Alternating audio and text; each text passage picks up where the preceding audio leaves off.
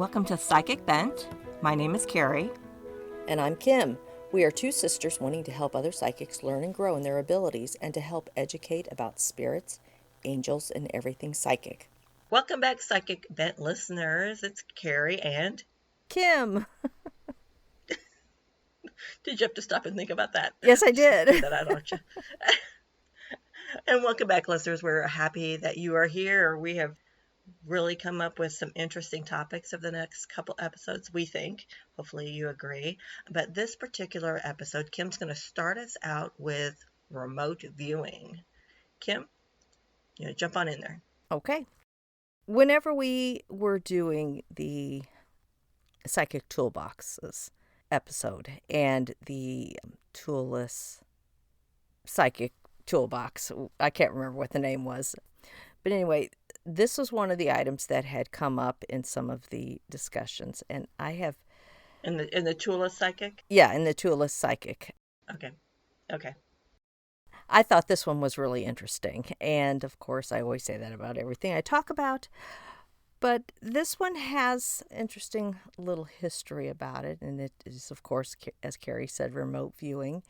And to start off with, remote viewing is defined as the ability to acquire accurate information about something in the distance, a non-local place, person, or event without using your physical senses or any other obvious means. And that's stating that it could be something in your mind's eye, you're seeing something taking place across the world, or an event that's taking place there, or a person that's there. You can focus on it and see it. That's the remote viewing. You're viewing something from way far away where you can't really physically see it yourself, or with no cameras or anything like that. This is all done in your senses.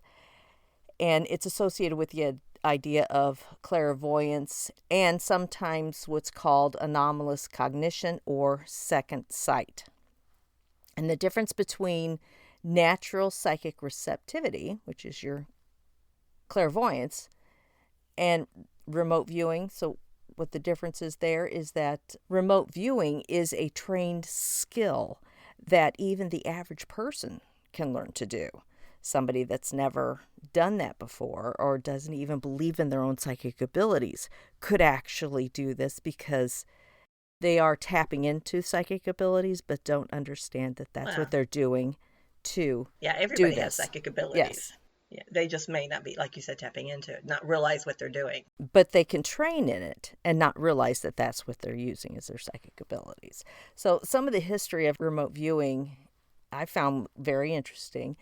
And some of that being that the United States government used remote viewing during the Cold War.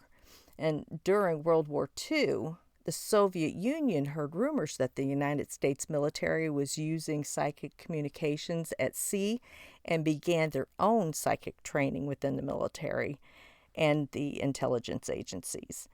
And when the U.S. government learned of this program, they introduced their remote viewing CIA training program in the 1970s. And Stanford University conducted remote viewing tests for the CIA. And the CIA provided money and resources to the Stanford Research Institute to test whether remote viewing was real. Physicists sought natural psychics to test for different abilities, like being able to accurately describe undisclosed distant locations. And the program ran from the 1970s to 1995, when it was finally declassified. And the first subject was psychic artist and scientist Ingo Swann, who could remote view the weather in various cities. He later coined the term remote viewing, so that's how the term remote viewing came about. And then beginning in the late 70s, the Princeton Engineering Anomalies Research Lab, or PEER, also conducted research in remote viewing. And as far as the CIA and the U.S. government's program, nerd that I am, or left-brained as I am, I've been slowly going through the the research that they did because I found it very, very fascinating. And they did utilize these skills in undercover operations. Isn't that neat? That's cool. Yeah, but I'm not going to bore you all with that research, so don't worry. Y'all can breathe easy now. It's okay. I'm not going to go that far out. So, Left brain in check. yep, yep. That's as far as I'm going with it. Okay, so how does remote viewing work? Remote viewing, it operates on the principle that every person has the innate ability to access information beyond the reach of the five senses, which is hear, see, feel, smell, taste. Was that five? This practice. I gotta keep track too. Yes, you do. This practice involves quieting the mind, tuning into subtle perceptions, and allowing information from distant locations or events to just come to your consciousness. And this process begins with setting an intention to view a specific target, which could be a place, person, or event. And then practitioners, the person that is doing the remote viewing, then enters a relaxed, focused state, often described as a light meditative state, where they can receive impressions. Now, these impressions may come through as images, sensations, or intuitive feelings, which is our clairs that we continually talk about. See how it's all connected. The outcomes of remote viewing sessions vary. Some may yield strikingly accurate details, while others, offer more abstract or symbolic insights.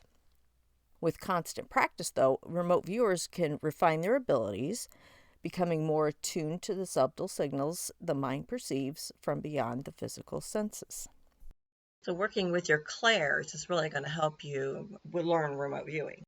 Yes, because you will be using your clairvoyance, your other clairs as well. Yeah, clairvoyance is the biggest part, but the people that don't receive information through clairvoyance can receive it through the other senses or through the other abilities.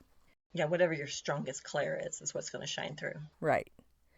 About 80% of the sensory information that you experience each moment is generated by your brain. So your brain is receiving this information.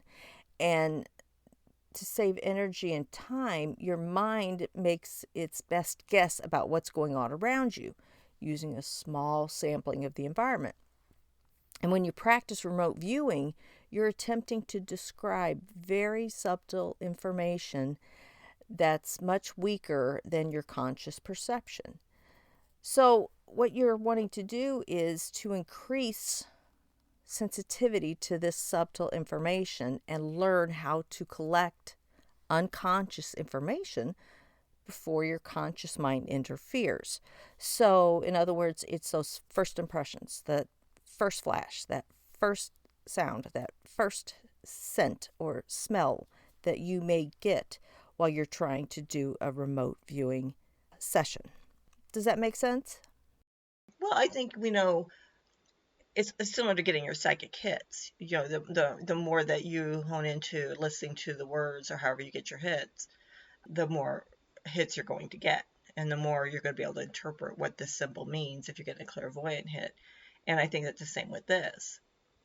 Me remote viewing and you remote viewing are going to be two totally different experiences, because I get my psychic hits differently than yours. You Mm-hmm. get yours. Right. So I think you have to be open to being being open to get what you get. And it makes sense that you want to become aware of what's around you, colors, sounds, and smells, just to help your senses get used to picking up these things. Mm-hmm. But these are also, getting subtle information is a lot with just knowing things. Because as psychics, sometimes you just know things. You don't hear it, but you just know it. Mm-hmm. Right. Does that make sense? Yes. Yes, it does. So I think if you have a lot of faith in getting hits, psychic hits, like I said, we can't always get them right, but I think if you're open to getting more psychic hits and really working on your getting psychic hits, I think that's going to help train you to do remote viewing. Right. Does that make sense? Yes. Yes, it does. What I'm going to cover now is one exercise that you could try. I have two different things that I'd like to cover with it. They may have some of the same information in it, but it's different techniques. But the first part is applies to pretty much both of them. So you want to prepare and relax before you actually do a remote viewing session. And you want to find a place that's comfortable where you won't be disturbed. And you want to set a timer if you need to limit your time. If you want to do a remote viewing, but you know you have a hard stop in an hour, then you go ahead. It's okay to set the timer so you don't have to focus on, is it time yet? Am I getting close? You just want to be able to have a very quiet time where you can just sit undisturbed. And it's okay, like I said, to set a timer. You want to turn off your phone. And you want to take a few deep breaths and relax your body and ground yourself by imagining roots and your aura going like a column of light into the earth. And then let them touch the warm, beautiful heart of the earth. Imagine a bright source of sun over the top of your head and let your aura tap into that, into the sun. And now you are in a protected column of light, which is very important when you're doing this kind of work. If you work with guides and angels or nature helpers, this is a good time to invite them in and set your intentions. And you want to set a clear intention and define what you want to remote view. Is it a specific location? Is it an object or an event that you want to do? And then you also want to follow your ethics and morals, because you have to remember that you are trying to remote view, see something that's really happening, or that's really going on, or that person is really there that you're trying to see in your mind's eye. Okay, so be sure that this is something you have permission to look at. And don't ever step into someone else's energy without their permission. This is a form of trespassing and can get you energetically entangled, which can be a big mess. And look into situations for yourself or with permission from others. So if you're going to be doing a remote viewing for somebody else is having you do that you have their permission to do this on their behalf. Something that you can do in your mind whenever you're getting ready, and I know I've mentioned this before, is to create an imaginary movie screen and then picture a movie in your mind's eye and allow impressions to appear on that movie screen. Because, it's a white background. Things can really pop there. And let your awareness expand. Imagine yourself traveling to the target as if you're floating or being gently guided. Now, this is kind of off topic probably, but I know that I, as a child, maybe early teens, I can remember I may have been asleep, so it could have been a dream, or could have been meditating, don't know, not knowing that that's what I was doing, but I can remember vividly seeing myself flying through the air to the Great Pyramids, to the pyramids of Giza before. I don't know if I was remote viewing that. You've had a dream similar to that recently. Yes, but that was on fire. Yeah, the pyramid was on fire. Yeah. Yeah, I have had dreams like that, but I don't know if they're dreams or if I was if I was seeing it. I don't know. Anyway, that's probably just a dream. So you want to picture yourself, you want to picture the movie going in your mind's eye and allow impressions to appear and let your awareness expand. Imagine yourself traveling to the target as if you're floating or being gently guided, and start allowing yourself to receive those impressions and be open to how the information comes. Pay attention to any images, sensations, feelings, or words that come to you. This probably would also be a good time to, do that automatic writing that you covered last week. Now, these may be subtle, like faint colors or shapes. They may not be coming in clearly, and that's okay. You can write or sketch what you are perceiving. This article that I got some of this information from said that you can divide your intuition into five separate senses. Of course, you know what those are. And look first, then feel, then listen to the situation. Imagine smelling and tasting the setting.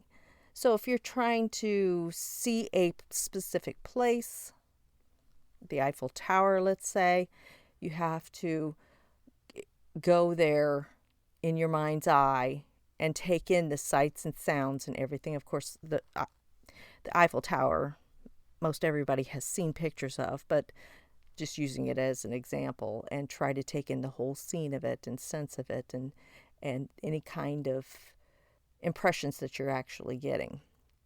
If it feels like your imagination is maybe getting out of hand, just trust the process. Just pay attention to what you're being shown. It often starts as just something vague, and then it eventually becomes clearer over time. Ask questions like, while you're focusing on the target that you're trying to view, ask questions like, what does this place feel like? What stands out here? Let your intuition respond. Be patient and gentle with yourself, because, you're learning it and you may not get the answers, or it just may take a little bit longer in your session before you start really getting a clear picture of what you're seeing. When you're done, you're going to close the session, and when you're ready to give thanks for any insights, bring your awareness back to your body, ground yourself again by feeling your connection to the earth, and then review your notes or sketches. So that's how you actually, a process that you could do to do remote viewing.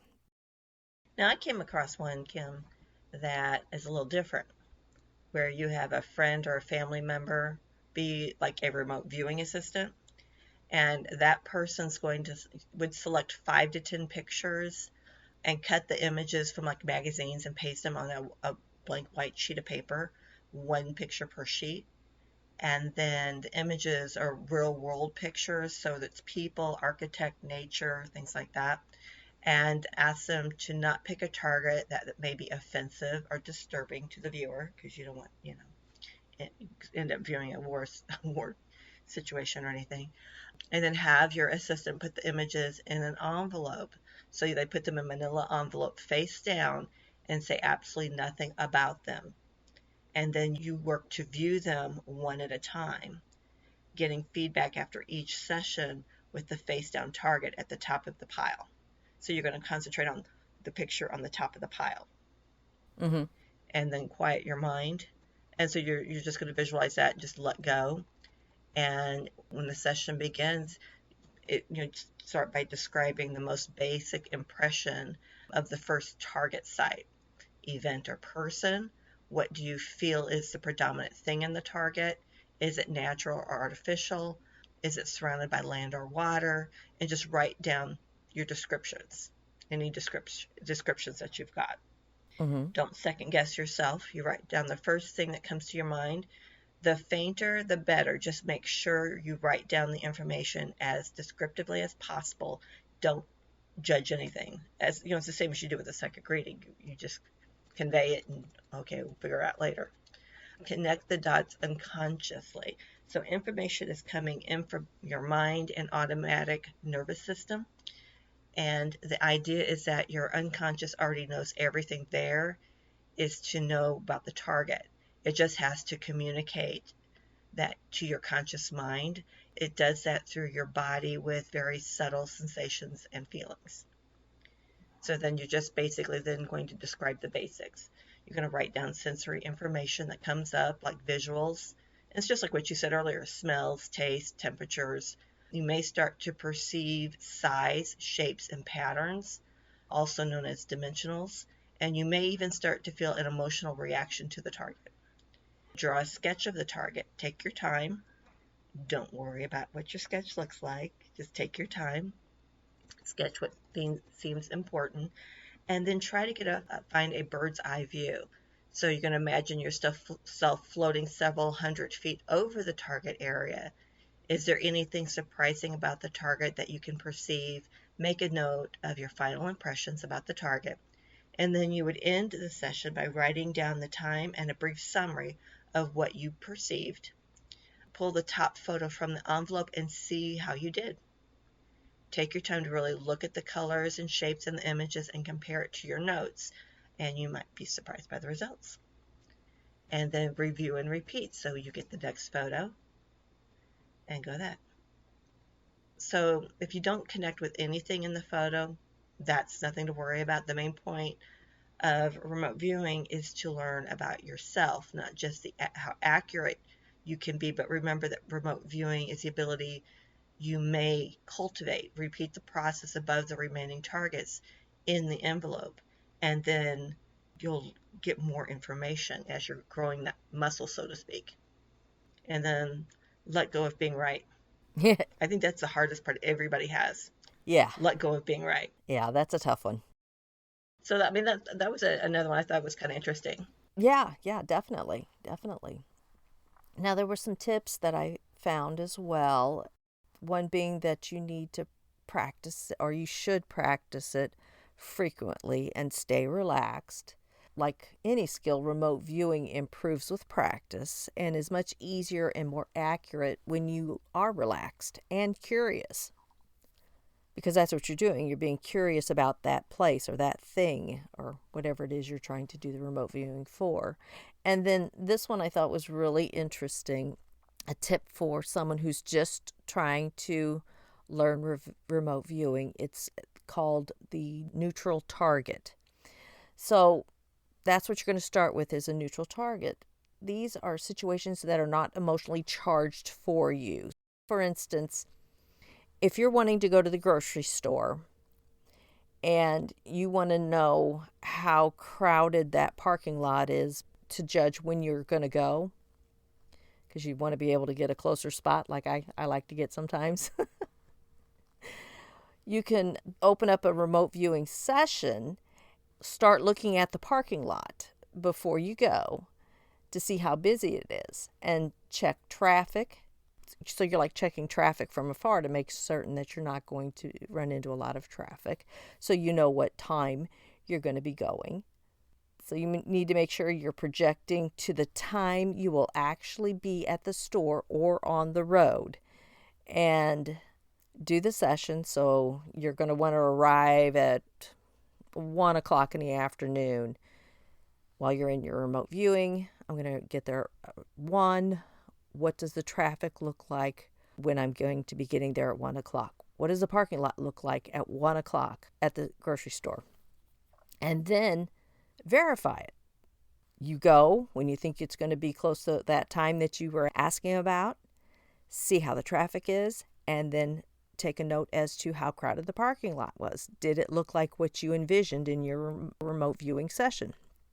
So that's a way that you could real world neutral target viewing. And then, of course, journal all your progress. Over time, you'll see patterns and growth, how frequently you are getting objects correct or the viewing is correct. And of course, like you said, you're not going to be 100% all the time or anything like that. But your accuracy will improve by just practicing all the time. Like a lot of places have live cameras. Mm-hmm. You could pick a spot that you know has a live camera. Don't go look at it, but you know like okay, there downtown Waynesville has a live camera that aims in a certain direction. So you could practice doing a remote viewing of a certain live camera that you could what's it look like, now, and get a vision and all that, write everything down, do it, and then go look in the camera. Go online and look. Hmm. You could do something very simple as, what color are the cars that are parked on the street? Something very simple like that. How many cars, Right. are on the street, and to just kind of pull it up and then see. Exactly. That's pretty much all I got on remote viewing. Do you have anything else you'd like to add to that one? No, no. Okay. So the next, That's one I've not practiced. yeah, me neither. Me neither. But I've heard of it. I've known about this program with the CIA. I've known about that for a while, but I've never really tried the remote viewing. Or I just have been reading the information about it and such. So the CIA reports. I can't help it. It's left brained in me. Okay. So the next subject that we are going to be talking about is one that I've had a little bit of a fascination with, except I would have to really practice it more, study it more, learn it, really focus on learning it, is palm reading, which is also called chiromancy. So it's palmistry, or also known as chiromancy. It's really funny. I met my dear friend for dinner this evening, and she shows me her hand. She goes, "Look," and I'm like, "Okay." She goes, "No, the lines are different. Look at this line. What's this mean?" I'm like, "I'm not a palm reader." Like, but maybe after the podcast tonight, I can help you out. Yeah, because well, you're psychic. Yes, I'm psychic. I'm not a palm reader. I don't know what those lines on your hand mean. It's a totally different skill. Totally, totally different skill.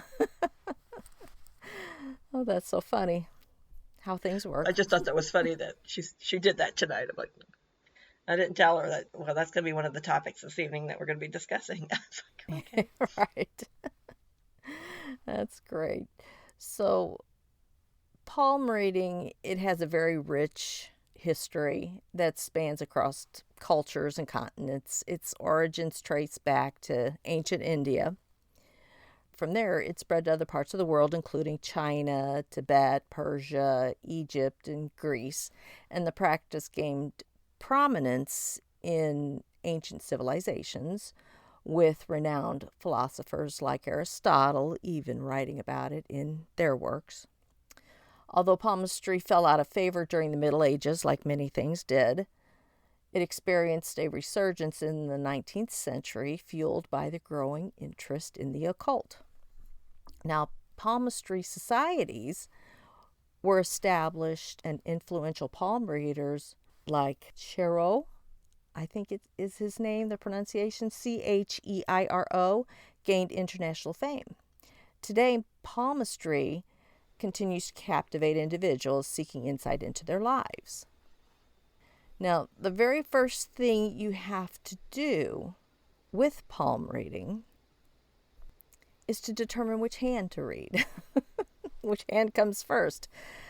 The hand you'll read, whether it's your own or somebody else's, depends on each individual. So it could be different for everybody.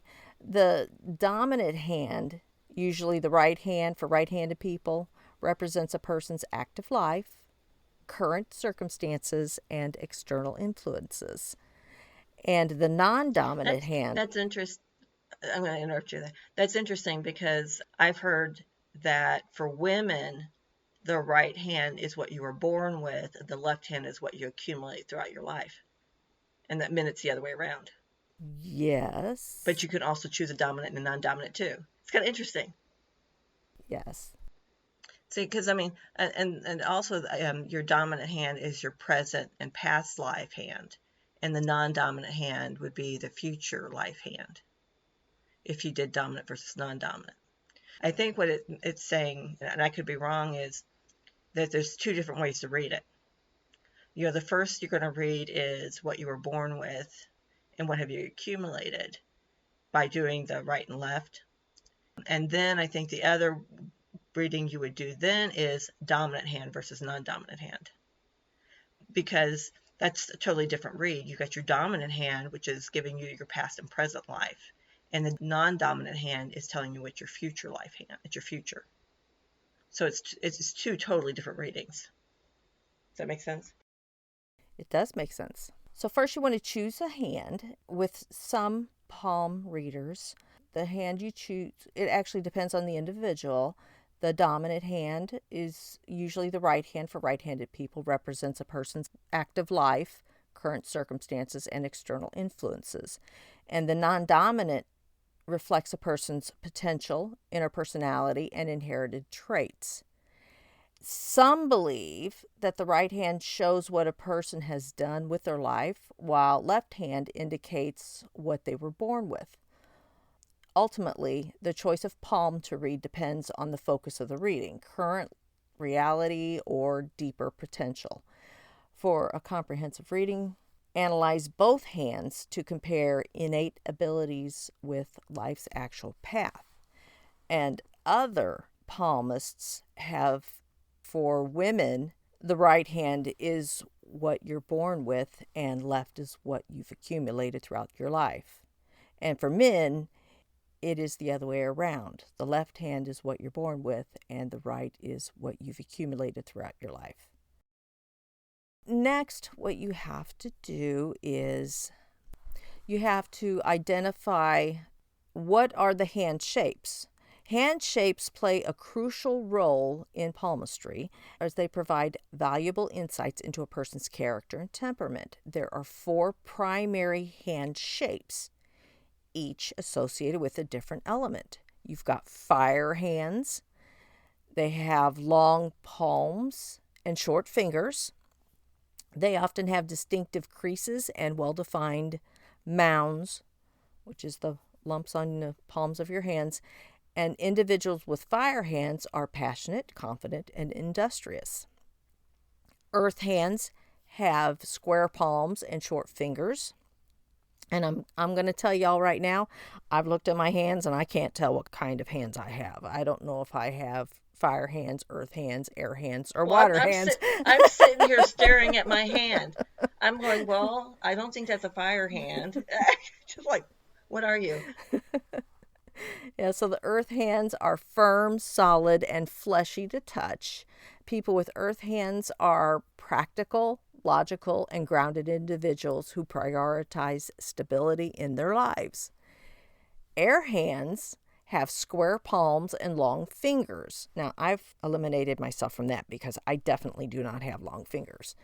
And they often appearing bony and with protruding knuckles. Individuals with air hands possesses innate analytical abilities, intellectual curiosity, and excellent communication skills. Now, water hands have long palms and fingers. They have a soft and clammy touch, giving them a narrow appearance. And people with water hands are highly intuitive, emotionally sensitive, and creative individuals. So then we come to the lines and what they call palm lines. And these lines are known as the creases or the folds. They provide significant information about a person's life, relationship, and destiny. The primary lines used in palm reading include the lifeline, and it is the line that curves around the base of the thumb and it extends towards the wrist. And contrary to popular belief, it does not indicate the length of a person's life, but rather reflects their vitality and overall well-being. Long, deep, and unbroken lifeline suggests robust physical health and vitality, and a short or fragmented lifeline may indicate independence and self-reliance, and multiple lifelines may suggest abundant energy and a zest for life. Now, what I found interesting is in the next part of this is that you could have a circle or an island on the lifeline, and this may signify physical injury or health issues. And I found one on one of mine. I was like, Really? oh, yeah, I did have a physical injury. So If somebody were to walk in the room right now, they'd be going, "What is wrong with her staring at her hands like this?" Exactly. Just hands up in a phrase. Like, That where's my line? Where's this line? exactly. Okay, so then the next is the heart line, and it's also known as the love line, and it runs horizontally across the upper part of the palm just below the fingers. It reveals insights about an individual's emotional well-being, romantic relationships, and capacity for love. A long and deep heart line indicates a passionate and emotionally expressive nature. A short and shallow heart line may suggest a reserved or less emotionally demonstrative personality. A heart line that begins below the index finger suggests contentment in relationships, while one that starts below the middle finger indicates restlessness. Breaks or forks in the heart line can signify significant emotional events or changes. I had a few of those on my heart line as well. Did you? Yes, yes, I did. Huh. Yeah.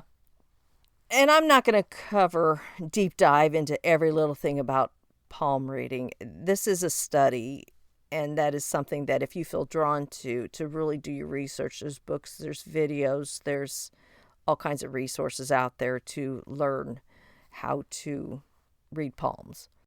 I'm just going to do the general basics. So the headline is also called the wisdom line and stretches horizontally across the middle part of the palm between the heart line and the lifeline. It represents a person's intellectual abilities, mental processes, and communication style. A long and well-defined headline denotes strong, analytical, and logical thinking. A short or faint headline, yeah, what? I got a long line. Ah, there you go. A short or At least it doesn't have at least doesn't have. a circle Oh in it. yeah. It doesn't have a circle in it. A short or faint headline may suggest a more intuitive or imaginative approach to problem solving. A straight headline indicates a practical and realistic mindset, while a curved line suggests creativity and spontaneity. Breaks or forks in the headline may represent significant shifts in thinking or major life events. The next one's the fate line, also known as the career line, which I thought that was interesting. That the fate line, F-A-T-E, is also known as a career line. It runs vertically up the center of the palm, intersecting the headline and reaching toward the base of the middle finger. It reveals a person's career path, achievements, and external influences on their life. A clear and well-defined fate line suggests a clear sense of purpose and drive for success. A faint or fragmented fate line may indicate a more fluid or adaptable approach to career choices, and a deep faint line may signify a strong external influence or significant life event that shapes one's destiny. Absence of a fate line does not necessarily indicate a lack of direction, but rather suggests a more free-spirited and self-driven individual. I like how these are not negative. You know, it's all Oh yeah, it's all yeah. positive. Where back when we were growing up, people would say this is, oh, that's your death line, oh, that's your blah blah blah, which is not true at all. It's things to fear. No. So the sun line is the final line I'm going to cover as far as this part. The sun, also known as Apollo's line, is not present on everyone's palm. It runs vertically from the base of the palm toward the ring finger.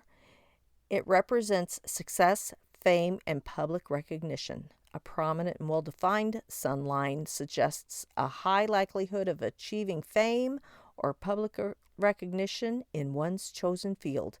A faint or intersecting sun line may indicate a more modest or private approach to success. Absence of the sun line does not imply a lack of fulfillment. Instead, it suggests a focus on personal satisfaction rather than public acclaim. So those are the main palm lines. But whenever you're doing palm reading, it takes into consideration the mounts or the raised portions between your joints on your fingers as well. Those are all called mounts. There's also mounts that go right underneath your fingers.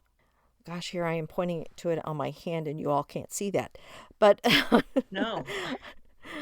just below your fingers, there's those pads that are across the top of your palm before your fingers. So if you were to cup So do you need to cup your hand Yeah, to see that, or just lay your hand flat? it depends on, see, because these could all be flat for you. They may not be raised. So if you curve them just a little bit, you might be able to see more pronounced or not.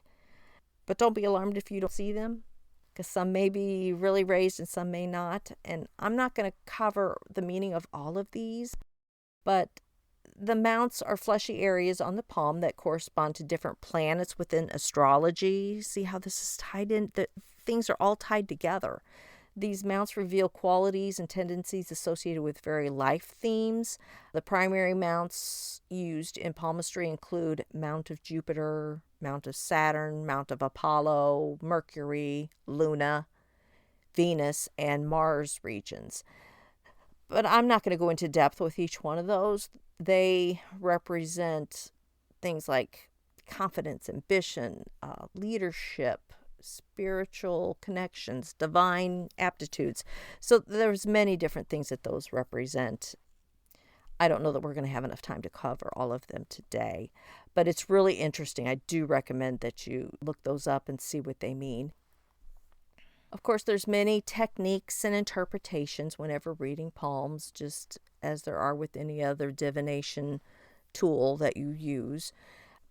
You'll analyze various factors like the shape, length of the fingers, textures of the hands, overall composition of the palm, the lines, the mounts, shapes of the fingers. There's just so many different things. An example is like the middle finger represents responsibility, practicality, and discipline. A long and straight middle finger suggests a diligent and reliable individual, while a short middle finger may indicate a more spontaneous or carefree person.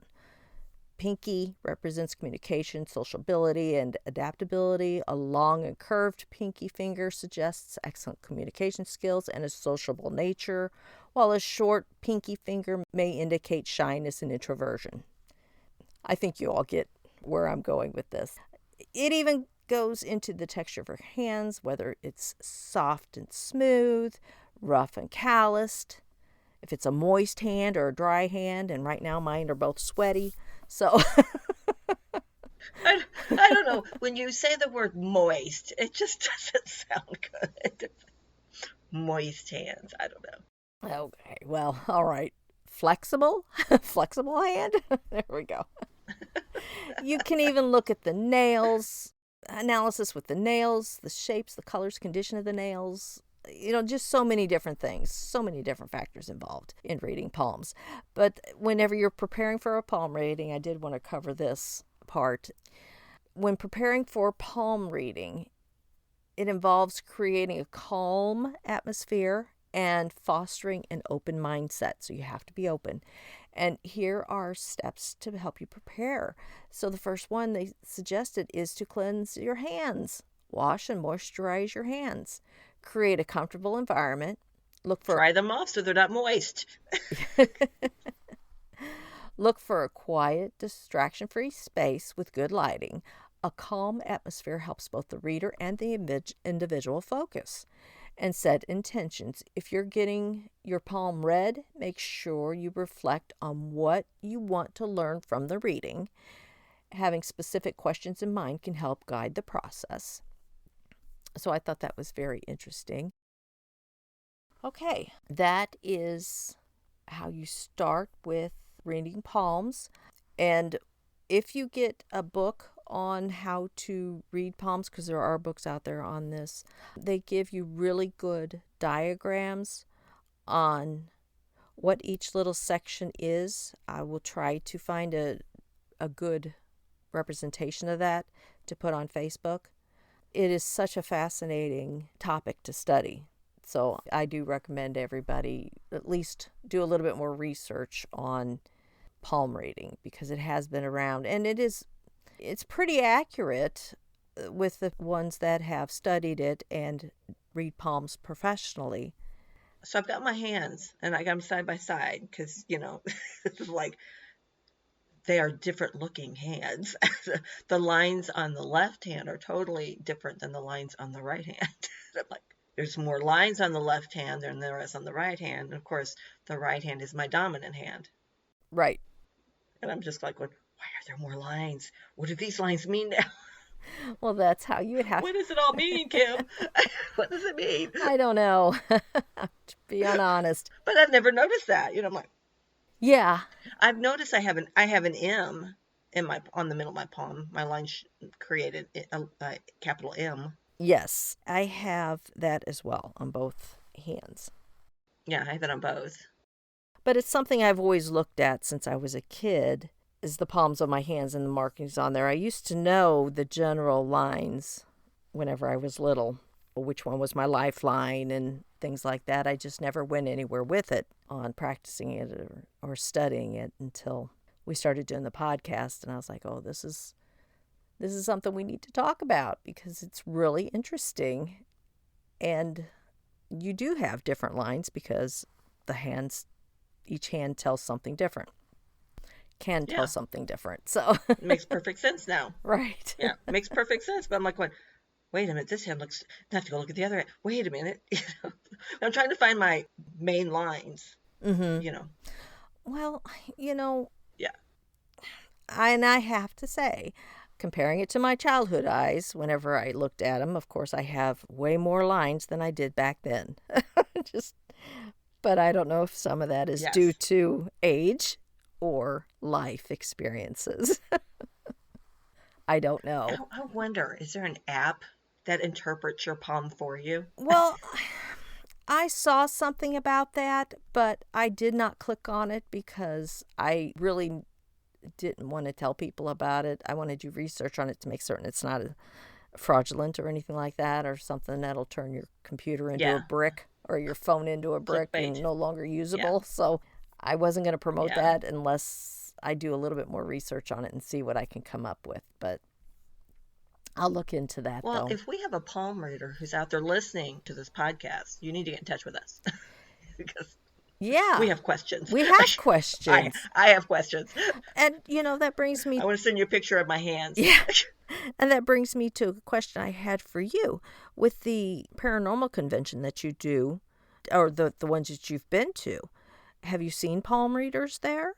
Not at the paranormal convention. I've gone to a psychic show, psychic events where you have a whole bunch of readers, Mm-hmm. and it's basically $25 for 25 minutes, and you pick which person, you make an appointment with them, and then they do a mini read.